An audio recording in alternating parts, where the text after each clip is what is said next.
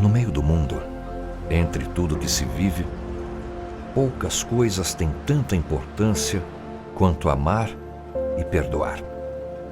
Não fica o corpo, não ficam os bens materiais, não fica o dinheiro. Só a alma permanece.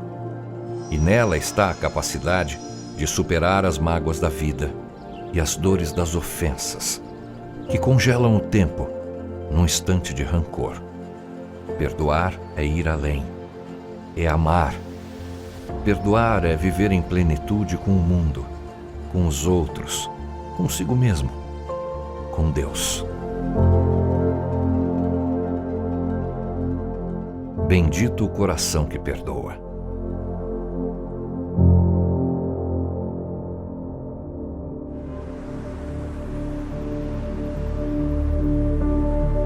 Meu nome é Leonardo Calembo, eu sou pastor auxiliar da Igreja Batista Renascer e publicitário. Nós estamos casados aí 18 há anos. 18 anos e essa é minha esposa Bárbara Calembo. Sim. Nós somos de Goiânia e nosso filho foi morto no dia 20 de outubro de 2017 e naquele mesmo dia meu esposo no IML participou de uma entrevista e ele de prontidão decidiu pelo perdão. Eu espero que toda a sociedade, os outros pais o perdoem pelo fato acontecido. Não devemos julgá-lo agora, nós temos que entender e perdoar. A gente fala muito que o perdão é libertador. Então nós nos libertamos e em momento algum, dia nenhum, nós dormimos pensando no assassino do nosso filho. A gente tem um caso na família de alcoolismo, com meu pai mais especificamente. Ele costumava beber e se exceder um pouco e ficar violento. Isso acabou gerando algum tipo de trauma para mim, para meus irmãos também, né? E o tempo foi passando e agora já adulto, eu fui capaz de olhar para essa situação do passado de uma forma diferente e deixar ela realmente lá no passado, onde ela está agora, né?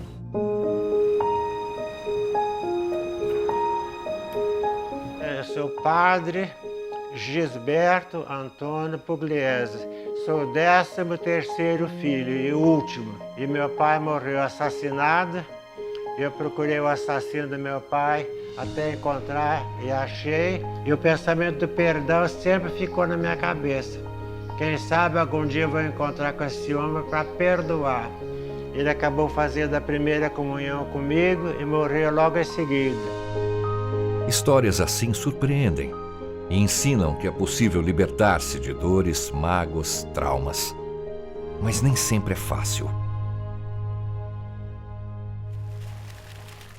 A dificuldade das pessoas de perdoar é uma questão de justiça. Afinal de contas, a pessoa me magoou, ela cometeu um erro. A sensação da pessoa quando ela perdoa é que ela vai deixar o outro impune. Ele vai cometer o erro e não vai pagar por isso. Na nossa concepção ainda de humanidade, no nosso inconsciente coletivo, pagar significa aprender com o erro. Portanto, ele tem que pagar. A gente já aprendeu com o Freud, na psicanálise, que no nosso inconsciente não tem calendário, não tem relógio. Então, todas as vezes que você rumina uma mágoa, você presentifica aquilo.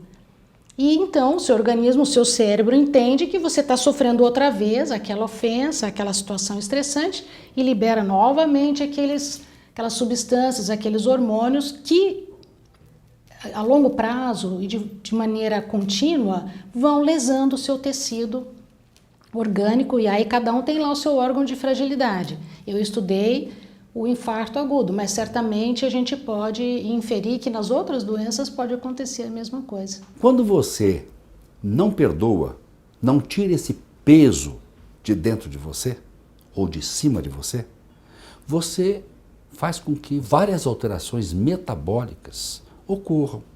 Sua pressão arterial aumenta, sua glicemia aumenta, seu colesterol aumenta, insônia, insatisfação, muitas vezes ansiedade e aumento do peso por comer demais. Então, não perdoar significa conseguir outros elementos perniciosos à saúde. Quando você reza o Pai Nosso e você não perdoa, você está se condenando. Você está dizendo, perdoai-nos assim como nós perdoamos, né? Mas a Fania diz, com a medida com que medido, você será medido. Sede misericordiosos como o vosso Pai é misericordioso. Então é muito importante que ao rezar o Pai Nosso, a gente comece a lembrar, né, se eu não estou dando perdão ou não.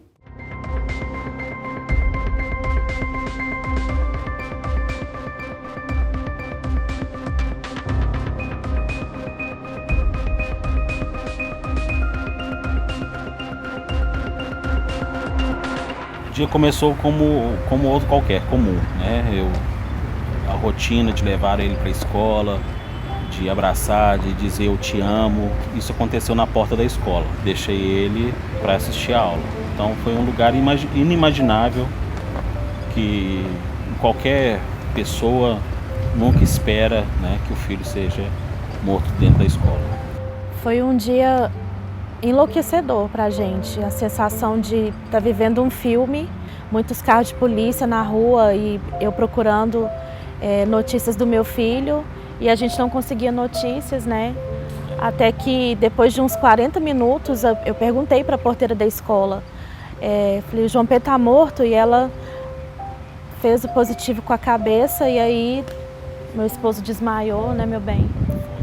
Eram situações onde tinha violência verbal, né? Isso acaba ficando gravado no inconsciente da criança de uma forma mais profunda, né? Isso, quando a gente cresce, fica muito nítido ainda no nosso comportamento, na forma como a gente se relaciona. Eu sentia como se fosse um bloqueio na relação com meu pai, né? Apesar de ser o meu pai, eu sentia muito que ele era como se fosse uma pessoa estranha para mim. Uma pessoa que eu não tinha uma relação mais profunda, sabe? Era assim, um oi, tchau, uma relação bem superficial mesmo, né?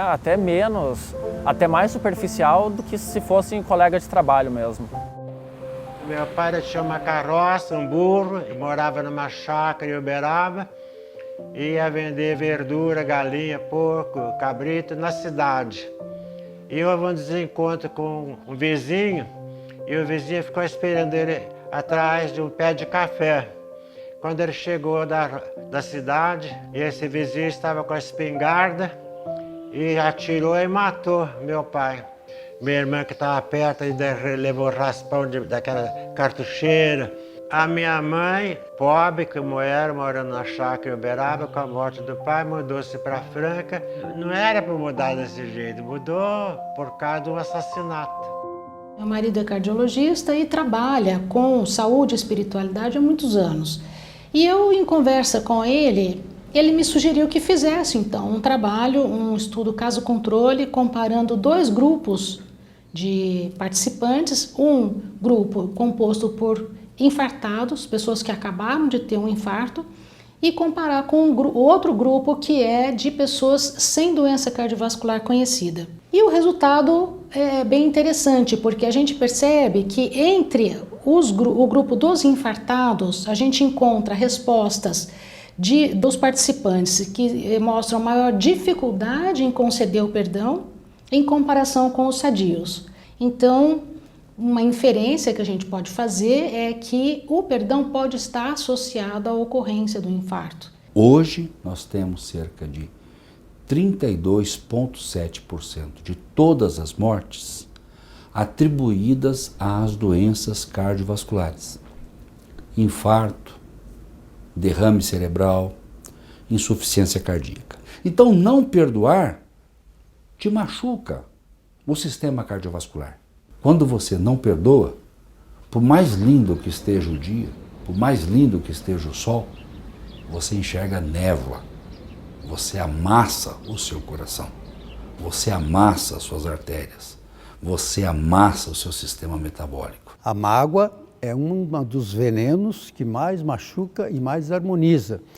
Isso eu estudei muito nos Estados Unidos, num estudo chamado psiconeuroimunologia, onde a influência das emoções no sistema imunológico.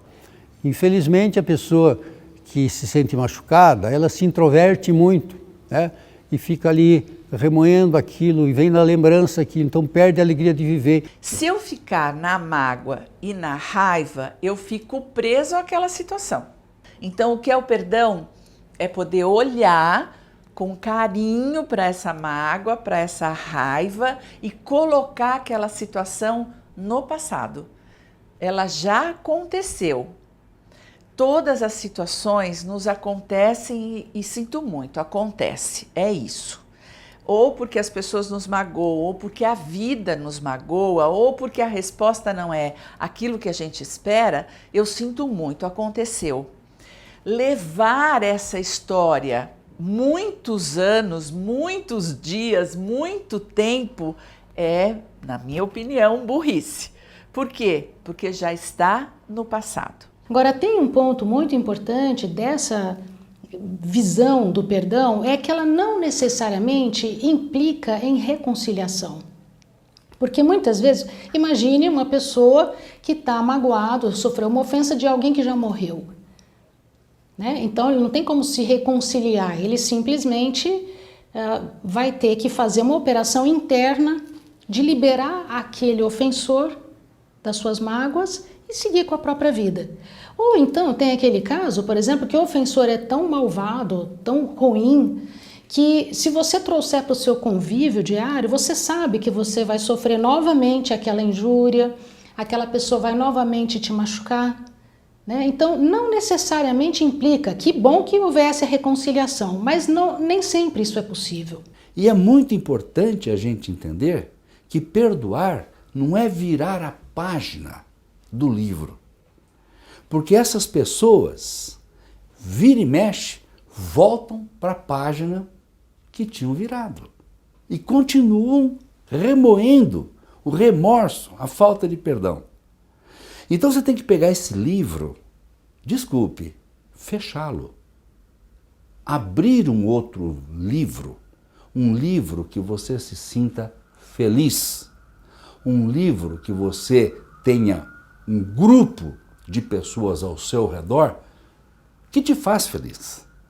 Perdoar, para começar, é um ato de inteligência.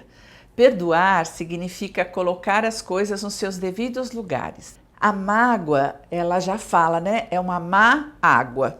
É algo que fica dentro de nós parado, nos estagnando, nos entristecendo e impedindo que a gente continue.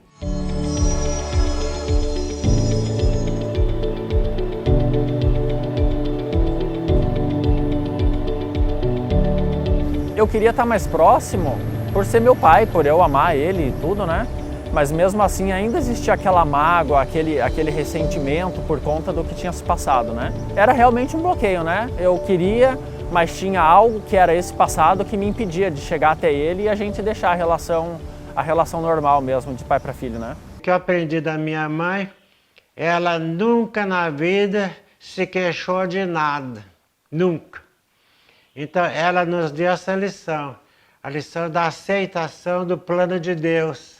Ela aprendeu de Jesus que tem que ficar com os braços abertos para acolher, não para empurrar, para mandar embora. E essa história ficou gravada na minha vida, dizendo, um dia, se der certo, vou ver se encontro o assassino do meu pai para perdoar. Aí eu fiquei sabendo que ele estava morando no Hotel Modelo, em Uberaba. Eu era vigário da Catedral de Ribeirão Preto e da Catedral telefonei para o hotel e ele veio ao telefone. Aí eu falei que era o padre, se ele aceitaria a minha visita. Ele falou que aceitaria. Cheguei lá, ele começou a chorar.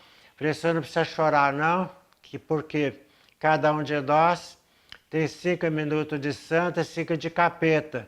A hora que a gente perde a paciência, a gente vira um capeta. E eu vim aqui como irmão para te dizer que todos nós já te perdoamos há muitos anos. E aí eu falei se ele tinha feito a primeira comunhão, se ele era católico, eu sou católica, mas nunca fiz primeira comunhão. E ele acabou fazendo a primeira comunhão comigo. João Pedro era um menino muito doce, muito carinhoso, muito prestativo, em casa, com os irmãos. Era um ótimo aluno, tinha boas notas. muito gentil, muito educado. Ele sabia se relacionar muito bem, ele era muito engraçado, né, divertido, era um menino muito feliz, muito alegre. Nós sofremos a falta do nosso filho, a saudade, né, a ausência dentro de casa, nas atividades familiares, mas jamais tivemos algum ressentimento, alguma amargura, sentimento de ódio, de retaliação. A filósofa alemã Hannah Arendt, perseguida pelo nazismo, tratou do perdão no livro A Condição Humana. Para ela, sem o perdão, ficaríamos paralisados no papel de vítimas, presos às correntes da vingança e do revanchismo. O perdão, portanto, é um recurso de libertação, que, diante da irreversibilidade dos atos do passado, permite um recomeço. Eu iniciei um processo mais profundo de autoconhecimento há mais ou menos 1 ano e meio. E junto desse processo, o perdoar é algo assim imprescindível para que a gente consiga levar uma vida mais leve, né? Mas eu senti que a partir dali, aquele passado realmente ficou lá e isso não me trouxe mais uma carga emocional como trazia antes. Então foi um processo assim divisor de águas na nossa relação. Todos os relacionamentos da nossa vida nos pedem perdão. Não existe relacionamento positivo o tempo todo. Quanto mais próximo nós estamos das pessoas, mais nós nos magoamos. Nós temos todo o nosso bem, todo o nosso mal. Ora estamos com o bem disponível, ora estamos com o mal disponível. A gente precisa se colocar no lugar do outro, que nem sempre é fácil você se colocar no lugar do outro, né? Porque o outro não sente a dimensão do mal que ele fez para a pessoa, né? Então é importante que você que recebeu a ofensa trabalhe esse lado. Essa pessoa que te fez mal é a índole dela. Ou talvez não, foi momentânea a situação. É outra que está com remorso também. Vamos pensar do lado bom, as pessoas são boas, elas erram. Eu reconheço que eu fiz o máximo que eu podia no momento. Ele também agiu da melhor forma possível no nível de consciência dele. Então realmente o que passou, passou. Se a gente considera bom ou mal, ok, foi uma experiência além de tudo, né? E para mim agora é olhar daqui para frente e realmente soltar essa carga emocional do passado para que ela não tenha mais esse poder sobre o nosso presente, né? A nossa vida seria muito difícil sem o perdão. Muito. A gente estaria preso à pessoa que nos causou o mal, que nos causou dano. Então, a gente não quer viver dessa forma, preso a essa pessoa. Por isso nós liberamos o perdão. Certamente, sem liberar o perdão, nós estaríamos tomando remédios, né?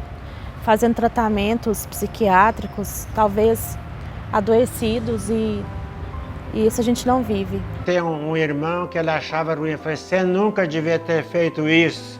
O que era isso? O perdão. Porque ele sentiu na pele o que ele sofreu a família inteirinha com o pai assassinado. Eu falei, olha, nós somos de paz, somos de perdão. E Deus vai nos perdoar se a gente também perdoar os outros. Você tem que fazer a vida continuar, né? Como dizia o Fred Laskin, um americano que eu estudei muito, tem o livro O Poder do Perdão. A maior vingança que você pode fazer para alguém que te machucou é você viver feliz. O escritor judeu Elie Wiesel, Prêmio Nobel da Paz, sobreviveu ao Holocausto. Os nazistas mataram seus pais e sua irmã mais nova. Wiesel libertou-se da mágoa ao ouvir de um rabino: enquanto não perdoares, continuarás prisioneiro em Auschwitz. Nelson Mandela passou 27 anos preso durante o Apartheid, regime de discriminação racial na África do Sul. Eleito presidente, evitou que o país caísse numa guerra entre negros e brancos. A grandeza do perdão foi o instrumento da paz. João Paulo II sofreu um atentado a tiros em 13 de maio de 1981. Ao recobrar a consciência, rezou: peço pelo irmão que me feriu, a quem perdoei sinceramente. 2 anos depois, encontrou-se com o atirador Mohamed Ali Agca e lhe deu pessoalmente o perdão. As pessoas que têm mais de facilidade em perdoar são as pessoas que têm mais inteligência emocional. elas estão mais dispostas a mudar e a fazer diferente e a empreender um futuro do que estão preocupadas com o passado. O rancor, o ressentimento, a raiva, a mágoa nos prende ao passado. Quando você consegue se desprender disso é porque a sua visão está no futuro. Então você diz, ok, já foi, tá bom. Vamos ver o que a gente faz aí de agora para frente? Aliás, a Bíblia diz, né, não se coloque o sol sobre vossa ira. Por que a Bíblia diz não se coloque o sol? Porque se você vai dormir com mágoa, o teu subconsciente durante a noite está dormindo com o inimigo. O ser humano que tem mágoa, ressentimento, no sono e no sonho, vem à tona tudo que está no subconsciente, aquilo vem à tona frequentemente. Então, foi sábia essa frase bíblica, né? Da gente, antes do sol se colocar no horizonte, a gente está em harmonia um com o outro. Nós temos outros 2 filhos, né? O Gustavo e o Davi. E eles nos questionaram, pai, que história é essa de perdão? Como você perdoa o assassino do meu irmão?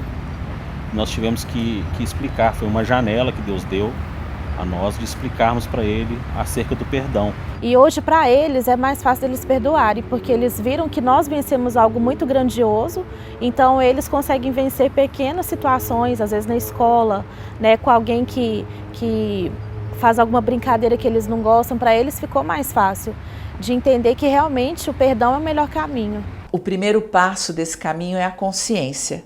Eu preciso reconhecer que eu de fato tenho raiva, que eu senti uma dor, que eu tenho raiva e que eu desejo vingança. Eu às vezes faço um exercício de buscar se eu tenho alguma mágoa com alguém, porque às vezes você guarda tão fundo aquilo em você e você esconde até de você mesmo. Então o primeiro passo é você identificar que você tem algo para perdoar. A partir daí, eu preciso olhar para a minha história e, onde é que eu também falho? Quantas vezes eu também magoei? Aí chega no ponto mais importante, que é não ter preconceito e procurar a ajuda de um profissional. As pessoas têm muito preconceito com psicoterapia. Eu acho que a ajuda de um profissional é fundamental nesse momento. O ser humano, quando recebe uma ofensa, uma mágoa, e não partilha isso com alguém que ele confia, isso vai fermentando dele, vai minando por dentro, vai destruindo por dentro, né? Não é fácil? Agora, aí que é importância de ajuda espiritual, terapia. E se você consegue abordar esse assunto em análise, a pessoa muitas vezes consegue se desvencilhar desses sentimentos, ela consegue superar essas mágoas e isso traz muito bem-estar. A pessoa consegue prosseguir com a sua vida daí para frente. As pessoas esperam elas terem um sentimento de vontade de perdoar. Esse sentimento ele não existe. O perdão não é um sentimento, né? O perdão é uma atitude. Então as pessoas precisam ter a iniciativa de querer fazer o que é correto. Então a primeira situação é faça de prontidão, né? Queira vencer aquilo. As pessoas precisam ter a vontade de vencer as situações e não ficar amarrada a elas. A evolução humana vai obrigatoriamente passar pela compaixão e pelo perdão, de tal forma que eu gere menos raiva no outro e menos culpa em mim. Essa é a mudança que o perdão propõe. Portanto, é a mudança da paz. A essência do perdão é você se ver livre dos sentimentos e mágoas que feriram o seu coração. Fundamentalmente é isso, ajudar a pessoa a livrar-se dessa prisão da alma, que repercute no corpo e em todo o sentido da sua vida. O perdão trouxe leveza para a minha vida. O perdão trouxe fluidez, trouxe a clareza que eu sei agora de não ficar me remoendo mágoa do passado, não ficar alimentando aquele ressentimento. Perdoar não é esquecer. Perdoar é parar de sentir o sentimento negativo. Porque ninguém sofre de amnésia só porque perdoou. Né? Não existe amnésia, a pessoa vai lembrar. Vai lembrar como você se lembra de um machucado antigo, que você tinha que doía para chuchu, de repente você curou ele, sarou e ficou aquela marca. Quando você olhar aquela marca, você vai falar, nossa, é mesmo, isso aqui foi aquilo, assim, assim, assim. Mas você não vai ter mais dor, não vai sofrer mais por causa disso.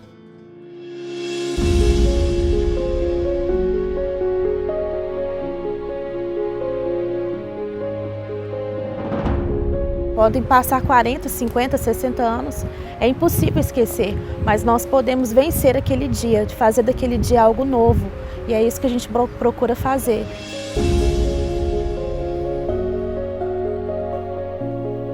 Que a gente tem que perdoar e perdoar sempre. Porque o perdão é de Deus. E cada vez que a gente perdoa, a gente olha para o espelho. Hoje eu estou me parecendo mais com Deus, porque eu estou perdoando. Às vezes as pessoas falam assim, nossa, mas meu problema é tão pequeno perto do seu, então que você enfrente ele da mesma forma que eu estou enfrentando o meu. Decida pelo perdão, e você vai viver dias melhores. Em Filipenses 3, o apóstolo Paulo nos ensina algo que a gente precisa levar em consideração. Ele diz assim, esquecendo-me das coisas que ficaram para trás e avançando para que estão adiante, prossigo para o alvo, a fim de ganhar o prêmio do chamado celestial de Deus em Cristo Jesus. Então é muito importante nós esquecermos o que ficou para trás e avançar para as coisas que estão adiante. Quanto mais nós ficamos presos ao passado, menos nós nos avançamos. É como se nós estivéssemos com uma corda. Então essa corda é a falta de perdão. Eu só consigo ir até certo ponto, eu até consigo me movimentar, mas eu tenho um movimento limitado. Quando eu perdoo, eu estou livre para fazer coisas novas, eu estou livre para avançar. Então que isso seja o seu objetivo também, que você possa avançar em coisas novas e esquecer o que ficou para trás. O remédio do amor está no coração de cada um de nós. Esse remédio do amor ajuda a perdoar, compreender, amar a vida, ver no próximo a presença de Deus, não ficar ferido a vida inteira, porque o amor é o remédio que está faltando para todos nós.